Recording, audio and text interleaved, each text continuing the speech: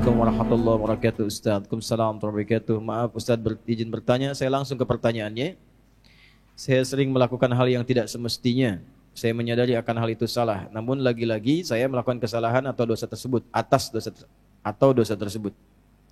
Terlebih susah dalam mengendalikan syahwat dikarenakan pengalaman buruk yang pernah saya alami di waktu sebelumnya. Apakah saya masih diberikan kesempatan untuk memperbaiki semuanya Ustaz?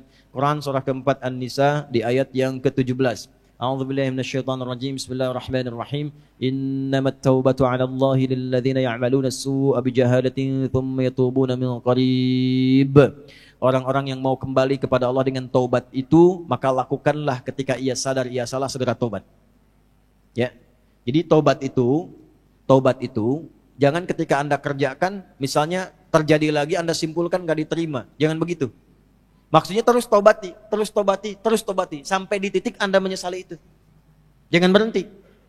Ya. Makanya disebutnya dengan tawab. Allahnya menerima tawab, hambanya menghadap tawab. Jamaknya tawabin. Nah, orang yang terus begitu dicintai oleh Allah. Dalilnya mana? Quran surah kedua Al-Baqarah di ayat ke-222. 222. Kan? Innallaha yuhibbut tawwabina. Innallaha yuhibbut tawwabin. Allah sangat mencintai orang-orang yang terus bertobat. Salah, tobatin lagi. Salah, tobatin lagi. Salah, tobatin lagi. Sampai kita merasakan titik jenuh dalam bermaksiat dan kembali kepada taubat. Nah, bagaimana mendorong supaya kuat pengaruh taubatnya? Satu, kata para ulama mengatakan, ketika Anda terdorong berbuat maksiat karena dorongan syahwat itu, bayangkan saat itu diwafatkan oleh Allah. Itu cara menghentikannya. Ya. Ada dorongan syahwat nih. Ya. Ketika akan terfikir untuk melakukan, bayangkan, rasakan bagaimana kalau diwafatkan saat itu. Nah, itu akan menghentikan seketika. Ya, seketika itu akan berhenti. Nah, setelah itu bagaimana? Cari suhbatus sholihin, bergaul dengan orang soleh yang menghindari lingkungan tadi. Ya, kalau tayangan, hilangkan tayangannya, ganti dengan yang baik-baik. Bacaan, mulai hilangkan yang buruk, ganti dengan yang baik. Untuk menemukan itu, bergaul dengan orang soleh. Lihat, Anda pelajar di kampus, cari orang soleh. Ya, temani dia terus. Temani, supaya mendapatkan bagian dari kesolehannya. Setelah itu, latihan selanjutnya yang pertama, sholat. Karena sholat itu kuncinya. Inna sholata tanha anil fahsya'i wal. Nah, syahwat itu munculnya dari fahsya. Pornografi, porno aksi, LGBT, kata-kata jorok dan lain sebagainya, itu dari syahwatnya fahsya. Pencegah utamanya adalah salat. Maka dalam sujud mohonkan khusus kepada Allah supaya bisa dibimbing, diberikan kekuatan oleh Allah untuk mengendalikan syahwatnya.